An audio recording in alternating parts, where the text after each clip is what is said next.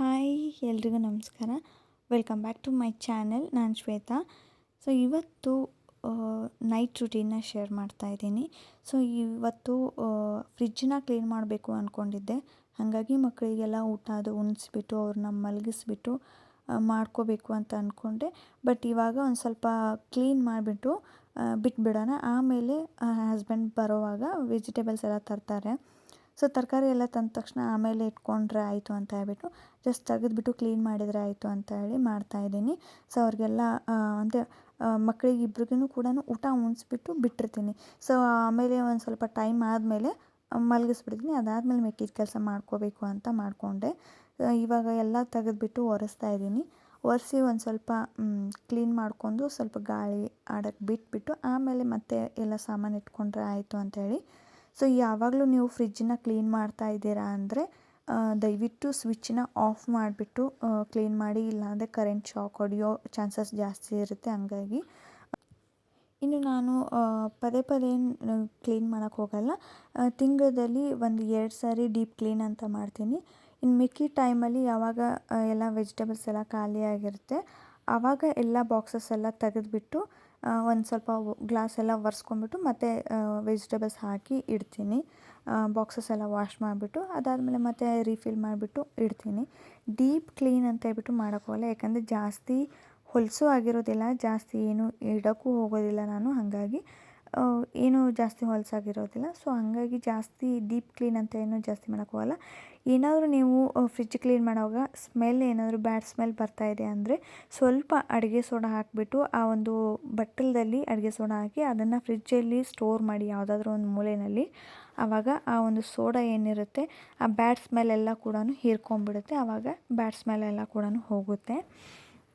So fridge ಎಲ್ಲ deep clean ಆಯಿತು. ಹೊರಗಡೆ ಒಳಗಡೆ ಎಲ್ಲ ಕೂಡ ಕ್ಲೀನ್ ಮಾಡ್ಕೋತಾ ಇದ್ದೀನಿ.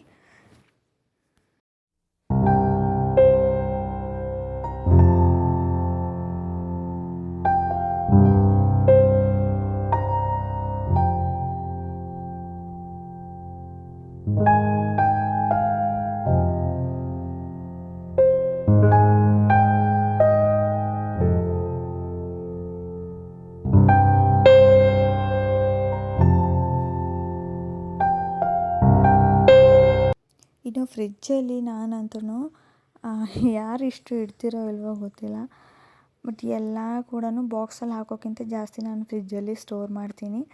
ಹಾಗಾಗಿ ಎಲ್ಲನೂ ಆಲ್ಮೋಸ್ಟ್ ಎಲ್ಲ ರವೆ, ಕಡಲೆ ಹಿಟ್ಟು, ಮೈದಾ ಹಿಟ್ಟು, ಆಲ್ಮೋಸ್ಟ್ ಎಲ್ಲ ಕಾಳುಗಳು, ಡ್ರೈ ಫ್ರೂಟ್ಸು ಎಲ್ಲನೂ ಕೂಡ ನಾನು ಫ್ರಿಜ್ಜಲ್ಲೇ ಸ್ಟೋರ್ ಮಾಡೋದು. ಯಾಕಂದರೆ ಹೊರಗಡೆ ಇಟ್ಟರೆ ಒಂದು ಸರ್ತಿ ಹುಳ ಹತ್ತು ಅಂದರೆ ಅದನ್ನು ಮತ್ತೆ ಯೂಸ್ ಮಾಡೋಕ್ಕೆ ನನಗೆ ಇಷ್ಟ ಆಗೋಲ್ಲ. ಹಾಗಾಗಿ ಏನು ಮಾಡ್ತೀನಿ ಅಂದರೆ ಎಷ್ಟು ಬೇಕೋ ಅಷ್ಟನ್ನು ನಾನು ಸಣ್ಣ ಬಾಕ್ಸಲ್ಲಿ ತೆಗೆದಿಟ್ಕೊಂಡು ಇನ್ನು ಮಿಕ್ಕಿದ್ದನ್ನು ನಾನು ಫ್ರಿಜ್ಜಲ್ಲಿ ಸ್ಟೋರ್ ಮಾಡ್ಕೊಳ್ತೀನಿ. ಈ ಥರ ಪ್ಲಾಸ್ಟಿಕಲ್ಲಿ ಒಂದು ಡಬಲ್ ಕವರ್ ಹಾಕಿಬಿಟ್ಟು ಇಟ್ಟಿದ್ದೆ. ಸೊ ಅದೆಲ್ಲ ಕೂಡ ಮೆಸ್ಸಿ ಮೆಸ್ಸಿ ಅನ್ನಿಸ್ತಾಯಿತ್ತು. ಆಮೇಲೆ ಕಣ್ಣಿಗೆ ಕಾಣೋದಿಲ್ಲ ಅಲ್ವಾ. ಇವಾಗ ಅಡುಗೆ ಮಾಡೋ ಗದ್ದಲದಲ್ಲಿ ಮಕ್ಕಳು ಬೇರೆ ಇದ್ದರೆ ಅಡುಗೆ ಮಾಡೋಕ್ಕೆ ಟೈಮ್ ಸಿಗೋದೇ ಅಪರೂಪ. ಅಂಥದ್ರಲ್ಲಿ ಮತ್ತೆ ಏನೇನಿಲ್ಲ ನೋಡಿ ಚೆಕ್ ಮಾಡಿ ಮಾಡೋಕ್ಕೆ ಸ್ವಲ್ಪ ಟೈಮ್ ಹಿಡಿಯುತ್ತೆ. ಆಮೇಲೆ ಕೆಲವೊಂದು ಸರ್ತಿ ಅದು ನೆನಪಾಗ್ಬಿಡುತ್ತೆ, ಅದನ್ನು ಅಲ್ಲೇ ಇಟ್ಬಿಡೋದಾಗುತ್ತೆ. ಅದಕ್ಕೆ ನಾನೇನು ಮಾಡಿದೆ ಅಂದರೆ ಈ ಥರ ಖಾಲಿ ಬಾಕ್ಸಸ್ ಇತ್ತು. ಸೊ ಅದನ್ನು ಡಬ್ಬಿ ಎಲ್ಲ ತೆಗೆದುಬಿಟ್ಟು ಅದರಲ್ಲಿ ಕಾಳೆಲ್ಲ ಕಣ್ಣಿಗೆ ಕಾಣೋ ಹಂಗೆ ಹಾಕಿಬಿಟ್ಟು ಜೋಡಿಸೋಣ. ಆವಾಗ ಫ್ರಿಜ್ಜು ಕೂಡ ನೀಟಾಗಿ ಕಾಣಿಸುತ್ತೆ. ಆಮೇಲೆ ಪಟ್ನೆ ತೊಗೊಂಡ್ಬಿಟ್ಟು ನಾವು ಅಡುಗೆನ ಮಾಡ್ಕೋಬೋದು. ಓಕೆ, ಇದು ಕಾಳಿದೆ, ಇದು ಮಾಡೋಣ ಇವತ್ತು ಅಂತ ಹೇಳ್ಬಿಟ್ಟು ಟೈಮ್ ಹಿಡಿಯೋದಿಲ್ಲ. ಪ್ಲಾಸ್ಟಿಕ್ ಎಲ್ಲ ಬಿಚ್ಚಿಬಿಟ್ಟು ತೆಗಿಯೋದು. ಆಮೇಲೆ ಕೆಲವೊಂದು ಸರ್ತಿ ನೆನಪಾಗ್ಬಿಡುತ್ತೆ. ಎಲ್ಲ ಕೆಲಸದ ಮಧ್ಯೆನೂ ಎಲ್ಲನೂ ನೆನ್ಪಿಟ್ಕೊಳ್ಳೋಕ್ಕಾಗಲ್ಲ. ಹಾಗಾಗಿ ಕೆಲವೊಂದು ಸರ್ತಿ ಇಟ್ಟಿರೋದನ್ನ ನೆನಪಾಗ್ಬಿಡೋಕ್ಕೆ ಚಾನ್ಸಸ್ ಇರುತ್ತೆ. ಹಾಗಾಗಿ ಈ ಥರ ಇಟ್ಕೊಂಡ್ರೆ ನೀಟಾಗಿಯೂ ಕಾಣಿಸುತ್ತೆ. ಆಮೇಲೆ ಪಟ್ನೆ ಗೊತ್ತಾಗ್ಬಿಡುತ್ತೆ ಅಂತ ಹೇಳಿ ಆ ಥರ ಮಾಡಿದೆ. ಎಲ್ಲನೂ ಬಾಕ್ಸಿಗೆ ಹಾಕಿಟ್ಟೆ. ಇನ್ನು ಇಲ್ಲಿ ಕಾರ್ನ್ಫ್ಲೋರ್ ಹಿಟ್ಟು, ಆಮೇಲೆ ಇದು ಅಕ್ಕಿ ಹಿಟ್ಟು ಎರಡೂ ಕೂಡ ಸ್ವಲ್ಪ ಸ್ವಲ್ಪ ಉಳಿದಿತ್ತು. ಅದನ್ನು ಕೂಡ ಜರಡಿ ಹಿಡಿದು ಒಂದು ಬಾಕ್ಸಲ್ಲಿ ಸ್ಟೋರ್ ಮಾಡ್ತಾಯಿದ್ದೀನಿ. ಈ ಥರ ಯೂಸ್ ಆ್ಯಂಡ್ ಥ್ರೋ ಬಾಕ್ಸಸ್ ಏನಾದರೂ ಇದ್ದರೆ ನಾನು ಅದನ್ನು ಎಸೆಯೋಕ್ಕೆ ಹೋಗಲ್ಲ. ಈ ಥರ ಏನಾದರೂ ಹಾಕೋಕ್ಕೆ ಬರುತ್ತೆ. ಆಮೇಲೆ ವೆಜಿಟೇಬಲ್ಸ್ ಎಲ್ಲ ಕಟ್ ಮಾಡಿ ಇಡೋಕ್ಕೆ ಬರುತ್ತೆ ಅಂತೇಳಿ ಇಟ್ಟಿರ್ತೀನಿ.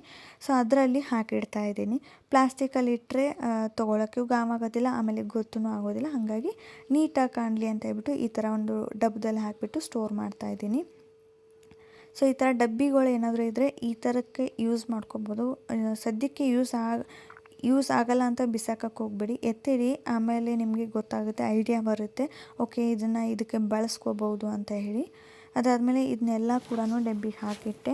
ಏನೇನು ಎಕ್ಸ್ಟ್ರಾ ಕಾಳುಗಳಿತ್ತು ಅದನ್ನೆಲ್ಲ ಕೂಡ ಈ ಥರ ಸೈಡಲ್ಲಿ ಹಾಕಿಟ್ಬಿಟ್ಟೆ. ಸೊ ನೋಡೋಕ್ಕೂ ಚೆನ್ನಾಗಿರುತ್ತೆ. ಆಮೇಲೆ ಏನು ನೆನೆಯೋದು ಇಲ್ಲ, ಏನಾದರೂ ನೀರೇನಾದರೂ ಫ್ರಿಜ್ ಆಫ್ ಆದಾಗ ಸೋರಿದರೂ ಕೂಡ ನೆನೆಯೋದಿಲ್ಲ. ಆಮೇಲೆ ಕಡಲೆಕಾಳಿತ್ತು, ಅದನ್ನು ಕೂಡ ಬಾಕ್ಸಿಗೆ ಹಾಕಿ ಎತ್ತಿಟ್ಬಿಟ್ಟೆ. ಸೊ ಈ ಥರ ಎಲ್ಲನೂ ಚೆನ್ನಾಗಿ ಇಟ್ಕೊಂಡ್ಬಿಟ್ರೆ ನಮಗೂ ಕೂಡ ಒಂದು ಅಡುಗೆ ಮನೆ ಕ್ಲೀನ್ ಇರುತ್ತೆ. ಆಮೇಲೆ ಹೈಜೀನ್ ಮೇಂಟೈನ್ ಆಗುತ್ತೆ. ಏನಾದರೂ ಮಾಡಬೇಕಂದ್ರೆ ಬೇಗ ಒಂದು ಕಣ್ಣಿಗೆ ಕಾಣಿಸಿದ್ದನ್ನು ಪಟ್ಟನೆ ತೊಗೊಂಡ್ಬಿಟ್ಟು ಮಾಡಿಬಿಡ್ಬೋದು. ಏನು ಮಾಡಬೇಕು ಅಂತ ಟೆನ್ಷನ್ ಇರೋದಿಲ್ಲ. ಹಾಗಾಗಿ ಆಮೇಲೆ ಮೇಯ್ನಾಗಿ ಹಿಟ್ಟು ಕಾಳನ್ನ ಹಿಟ್ಟು ಕಡೆನೇ ನೆನಪಾರ್ಬಿಡ್ತೀವಿ. ಎಲ್ಲ ಕೆಲಸದ ಮಧ್ಯೆ ಕೆಲವೊಂದು ಸರ್ತಿ ಅರ್ಜೆಂಟಲ್ಲಿ ನೆನಪಾರ್ಬಿಡ್ತೀವಿ. ಹಾಗಾಗಿ ಈ ಥರ ಎಲ್ಲ ಹಾಕಿಟ್ಕೊಂಡ್ಬಿಟ್ರೆ ಏನಾಗುತ್ತೆ ಅಂದರೆ ನಮಗೂ ಗೊತ್ತಾಗ್ಬಿಡುತ್ತೆ ಯಾವುದಿದೆ ಯಾವುದಿಲ್ಲ, ಯಾವುದನ್ನು ತರಬೇಕು ಅಂತ ಹೇಳ್ಬಿಟ್ಟು. ಹಾಗಾಗಿ ಈ ಥರ ಮಾಡ್ಕೊಳ್ಳೋದು ಬೆಸ್ಟ್ ಅಂತಲೇ ಹೇಳ್ಬೋದು. ಸೊ ಅದಕ್ಕೆ ಎಕ್ಸ್ಟ್ರಾ ಇರೋದನ್ನು ಇಲ್ಲಿ ಹಾಕಿಟ್ಟಿರ್ತೀನಿ. ಸ್ವಲ್ಪ ಏನು ಬೇಕೋ ಅದನ್ನು ನಾನು ತೆಗೆದಿಟ್ಕೊಂಡಿರ್ತೀನಿ. ಅದಾದಮೇಲೆ ಅದು ಖಾಲಿ ಆದಮೇಲೆ ಮತ್ತೆ ಆ ಡಬ್ಬಕ್ಕೆ ಇದರಲ್ಲಿ ತೊಗೊಂಡ್ಬಿಟ್ಟು ಅದಕ್ಕೆ ಹಾಕಿ ಸ್ಟೋರ್ ಮಾಡಿ ಇಟ್ಕೊಂಡಿರ್ತೀನಿ. ಎಕ್ಸ್ಟ್ರಾ ಇರೋದನ್ನು ನಾನು ಈ ಥರ ಫ್ರಿಜ್ಜಲ್ಲಿ ಸ್ಟೋರ್ ಮಾಡಿರ್ತೀನಿ. ಆಲ್ಮೋಸ್ಟ್ ರವಾನೂ ಕೂಡ ಅಷ್ಟೇ ಜಾಸ್ತಿ ತರ್ಸೋಕ್ಕೆ ಹೋಗಲ್ಲ. ಇನ್ ಕೇಸ್ ಏನಾದರೂ ಜಾಸ್ತಿ ತಂದರು ಅಂದರೆ ಅದನ್ನು ಕೂಡ ಅಲ್ಲೇ ಇಡ್ತೀನಿ. ಇನ್ನು ಸೆಕೆಂಡ್ ಸ್ಟೆಪ್ಪಲ್ಲಿ ನಾನು ಕಿಸಾನ್ ಜಾಮು, ಫ್ರೂಟ್ ಜಾಮು, ಆಮೇಲೆ ಸೇಜ್ವಾನ್ ಚಟ್ನಿ, ಇದೇನು soya sauce, vinegar, chilli sauce, red chilli sauce, ಈ ಫ್ರೈಡ್ ರೈಸಿಗೆಲ್ಲ ಏನೇನು ಬೇಕು ಈ ಥರದನ್ನೆಲ್ಲ ಕೂಡ ಸೆಕೆಂಡ್ ಸ್ಟೆಪ್ಪಲ್ಲಿ ಸ್ಟೋರ್ ಮಾಡ್ತಾಯಿದ್ದೀನಿ. ಸೊ ಬೇಗ ತೊಗೊಳಕ್ಕೆ ಬರುತ್ತೆ, ಅದು ಅಲ್ಲೇ ಸೆಟ್ ಇರಲಿ ಅಂತ ಹೇಳ್ಬಿಟ್ಟು. ಇನ್ನು ಈ ಕೆಳಗಡೆ ವೆಜಿಟೇಬಲ್ ಬಾಕ್ಸಲ್ಲಿ ನಾನು ವೆಜಿಟೇಬಲ್ ಸ್ಟೋರ್ ಮಾಡೋಕ್ಕೆ ಅಂತಲೇ ಬಾಕ್ಸಸ್ ತೊಗೊಂಡಿದ್ದೀನಿ. ಹಾಗಾಗಿ ಆ ಕೆಳಗಡೆ ಬಾಕ್ಸು ಟ್ರೇ ಏನಿದೆ ಅದು ಖಾಲಿನೇ ಇರುತ್ತೆ. ಅದಕ್ಕೆ ಏನು ಮಾಡಿದೆ ಅಂದರೆ ಕಡಲೆ ಹಿಟ್ಟು, ಮೈದಾ ಹಿಟ್ಟು ಇದೆಲ್ಲ ಕೂಡ ಎಕ್ಸ್ಟ್ರಾ ಇತ್ತು. ಸೊ ಅದನ್ನು ಕೂಡ ಹೊರಗಡೆ ಇಟ್ಟರೆ ಗೊಂಡೆಗಟ್ಟಿಬಿಡುತ್ತೆ,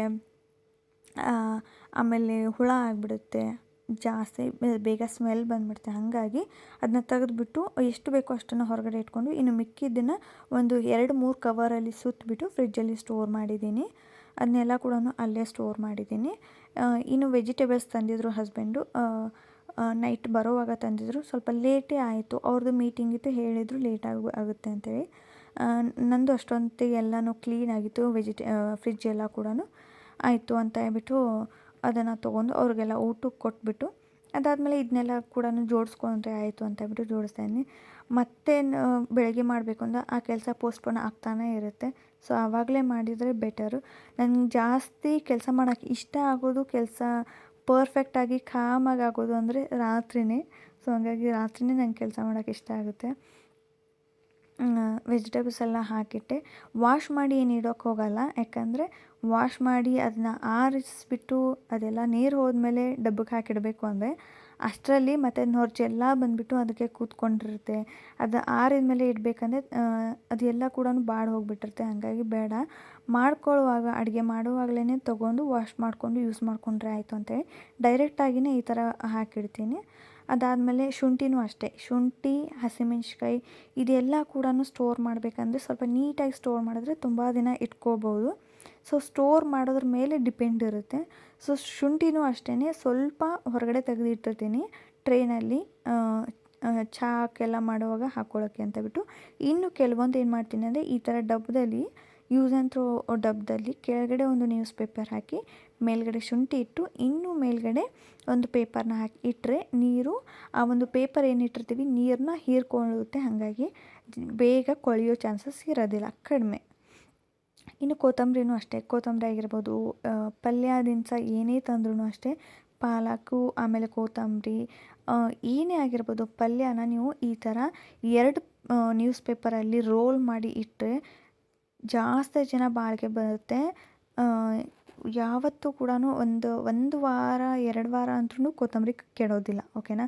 ಸೊ ಈ ಥರ ಸ್ಟೋರ್ ಮಾಡಿಟ್ರೆ ತುಂಬ ದಿನ ಬರುತ್ತೆ.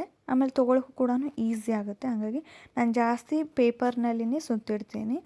ಇನ್ನು ಅದಾದಮೇಲೆ ಹಸಿಮೆಣಸಿಕಾಯಿ ಅದನ್ನು ಕೂಡ ಅಷ್ಟೇ, ಮುಂದಿಂದು ಏನು ತುಂಬಿರುತ್ತೆ ನೋಡಿ ಹಸಿಮೆಣ್ಸಿಕಾಯ್ದು, ಅದನ್ನು ಮುರಿದ್ಬಿಟ್ಟು ಇಡಬೇಕು. ಸೊ ಮುರಿದ್ಬಿಟ್ಟು ಸ್ಟೋರ್ ಮಾಡಿದ್ರೆ ಜಾಸ್ತಿ ದಿನ ಬಾಳಿಕೆ ಬರುತ್ತೆ ಅಂತ ಹೇಳ್ತಾರೆ. ಸೊ ಇದನ್ನು ನನಗೆ ನನ್ನ ಮೈದನ ಹೇಳಿದ್ದು.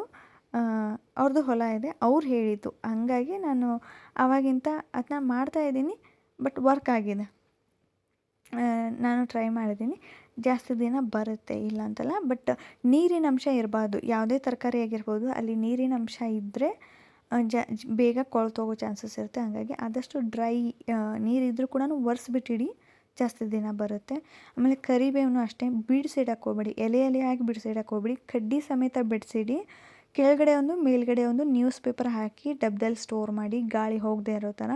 ಅದು ಕೂಡ ಅಷ್ಟೇ, ಒಂದು 2-3 ವಾರ ಆದ್ರೂ ಏನೂ ಆಗೋದಿಲ್ಲ. ಕರಿಬೇವು ಕೂಡ ಜಾಸ್ತಿ ದಿನ ಬಾಳಿಕೆ ಬರುತ್ತೆ. ಹಾಗಾಗಿ ಒಂದು ಸ್ವಲ್ಪ ಟೈಮ್ ಹಿಡಿಯುತ್ತೆ ಇದೆಲ್ಲ ಕೂಡ ಸ್ಟೋರ್ ಮಾಡಬೇಕಂದ್ರೆ. ಬಟ್ ಜಾಸ್ತಿ ದಿನ ಬರಬೇಕು, ಕೆಡಬಾರ್ದು, ವೇಸ್ಟ್ ಆಗಬಾರ್ದು ಅಂದರೆ ಸ್ವಲ್ಪ ಅದಕ್ಕೆ ಟೈಮ್ ಕೊಟ್ಬಿಟ್ಟು ಈ ಥರ ಸ್ಟೋರ್ ಮಾಡಿ ಇಟ್ಕೊಂಡ್ರೆ ಫ್ರಿಜ್ಜು ಕೂಡ ಒಂದು ನೀಟಾಗಿ ಕಾಣಿಸುತ್ತೆ. ಆಮೇಲೆ ತುಂಬ ದಿನ ತರಕಾರಿನ ಬಾಳಿಕೆ ಬರೋ ಹಾಗೆ ಮಾಡ್ಕೋಬಹುದು. ಓಕೆನಾ?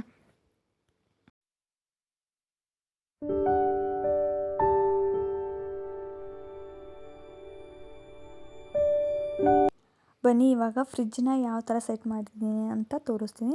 ಸೊ ಮೇಲ್ಗಡೆ ಎಲ್ಲ ಹಾಲು ಇಡೋಕ್ಕೆ, ಆಮೇಲೆ ಏನಾದರೂ ಇಡೋಕ್ಕೆ ಇಟ್ಟಿರ್ತೀನಿ, ಅಡುಗೆ ಇಡೋಕ್ಕೆ. ಇನ್ನು ಸೆಕೆಂಡ್ ಸ್ಟೆಪ್ಪಲ್ಲಿ ವೆಜಿಟೇಬಲ್ಸ್ ಇಟ್ಕೊಂಡಿರ್ತೀನಿ. ಇನ್ನು ಥರ್ಡ್ ಸ್ಟೆಪ್ಪಲ್ಲಿ ಅಲ್ಲಿ ಶುಂಠಿ ಆಮೇಲೆ ಹಸಿಮೆಣ್ಸಿಕಾಯಿ ಇಟ್ಟಿದ್ದೀನಿ. ಇಲ್ಲಿ ಪಕ್ಕದಲ್ಲಿ ಹೂವಿದೆ, ಹೂವು ಎಲೆ ಈ ಥರ ಇದೆ. ಇನ್ನು ಇಲ್ಲಿ ಮೈದಾ ಹಿಟ್ಟು, ಕಡಲೆ ಹಿಟ್ಟನ್ನ ಹಾಕಿಟ್ಟಿದ್ದೀನಿ. ನಾನು ಆಗಲೇ ಹೇಳಿದಾಗೆ ಇದು ಕಾರ್ನ್ಫ್ಲೋರ್ ಹಿಟ್ಟು, ಆಮೇಲೆ ಅಕ್ಕಿ ಹಿಟ್ಟು, ಆಮೇಲೆ ಇದು ಅಡಿಕೆ, ಅರ್ಶಿನ ಕೊಂಬು ಈ ಥರ ಏನು ದೇವ್ರದ್ದು ಸಾಮಾನು ಇರುತ್ತೆ, ಸೊ ಅದು ಇದರಲ್ಲಿ ಸ್ಟೋರ್ ಮಾಡಿ ಇಟ್ಟಿರ್ತೀನಿ. ಇನ್ನು ಈ ಕಡೆ ಬಂದರೆ ಡೋರ್ ಸ್ಟೆಪ್ಪಲ್ಲಿ ಫಸ್ಟಲ್ಲಿ ನಾನು ಏನು ಹಸಿ ಬಟಾಣಿ ಅಲ್ಲ, ಒಣ ಬಟಾಣಿ, ಆಮೇಲೆ ಚಾಂದಾಲ್, ಆಮೇಲೆ ಹೆಸರು ಕಾಳು, ಮೂಗ್ನಿ ಕಾಳು, ಈ ಥರ ಏನು ಎಕ್ಸ್ಟ್ರಾ ಕಾಳುಗಳಿರುತ್ತೆ ಅದನ್ನ ಇಟ್ಟಿದ್ದೀನಿ. ಇನ್ನು ಸೆಕೆಂಡ್ ಸ್ಟೆಪ್ಪಲ್ಲಿ ನಾನು Kissan jam, red chilli powder, vinegar, ಆಮೇಲೆ ಮಸಾಲೆಗಳು, ಈ ಗರಂ ಮಸಾಲ, ಕೊರಿಯಂಡರ್ ಮಸಾಲ ಇದನ್ನು ಕೂಡ ನಾನು ಫ್ರಿಜ್ಜಲ್ಲೇ ಸ್ಟೋರ್ ಮಾಡೋದು.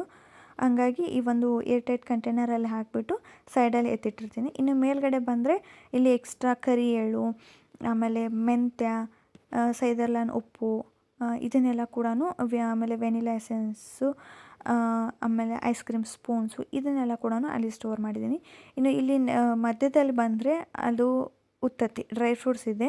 ಸೊ ಅದನ್ನು ಕೂಡ ನಾನು ಇಲ್ಲಿ ಸ್ಟೋರ್ ಮಾಡಿ ಇಟ್ಟಿರ್ತೀನಿ. ಒಂದು 2-3 ಪ್ಲಾಸ್ಟಿಕ್ ಜಾಸ್ತಿ ಹಾಕ್ಬಿಟ್ಟು ಇಟ್ಟಿರ್ತೀನಿ, ಏನೂ ಆಗೋದಿಲ್ಲ. ಹೊರಗಡೆ ಇಟ್ಟರೆ ಹುಳ ಅಂತೂ ಹಿಡಿಯೋದು ಖಂಡಿತವಾಗ್ಲೂ ಹಿಡಿಯುತ್ತೆ. ಯಾವುದೇ ಆಗಿರ್ಬೋದು, ಹೊರಗಡೆ ಇಟ್ಟರೆ ಹುಳ ಆಗುತ್ತೆ. ಸೊ ಹಂಗಾಗಿ ಫ್ರಿಜ್ಜಲ್ಲಿ ಸ್ಟೋರ್ ಮಾಡ್ತೀನಿ ನಾನು. ಸೊ ಇವತ್ತಿನ ಒಂದು ವಿಡಿಯೋ ಇದಾಗಿತ್ತು. ನಿಮ್ಗೆ ಹೇಗೆ ಅನ್ನಿಸ್ತು ಅಂತ ಹೇಳಿ ಕಮೆಂಟ್ ಬಾಕ್ಸಲ್ಲಿ ಕಮೆಂಟ್ ಮಾಡಿ. ನೀವು ಯಾವ ರೀತಿ ಫ್ರಿಜ್ನ ಆರ್ಗನೈಸ್ ಮಾಡ್ತೀರಾ, ಯಾವ ರೀತಿ ಸ್ಟೋರ್ ಮಾಡ್ತೀರಾ ಅಂತ ಹೇಳ್ಬಿಟ್ಟು ಕಮೆಂಟ್ ಮಾಡಿ. ಸೊ ಇವತ್ತಿನ ಒಂದು ವಿಡಿಯೋ ಇಷ್ಟ ಆಗಿದ್ರೆ ಪ್ಲೀಸ್ ಒಂದು ಲೈಕ್ ಮಾಡಿ, ಹಾಗೆ ಚಾನಲ್ನ ಸಬ್ಸ್ಕ್ರೈಬ್ ಮಾಡ್ಕೊಳ್ಳಿ. ಅಂದರೆ ಪ್ಲೀಸ್ ಚಾನಲ್ನ ಸಬ್ಸ್ಕ್ರೈಬ್ ಮಾಡ್ಕೊಳ್ಳಿ. ಸಿಗ್ತೀನಿ ನೆಕ್ಸ್ಟ್ ವಿಡಿಯೋದಲ್ಲಿ. Take care, bye, love you all.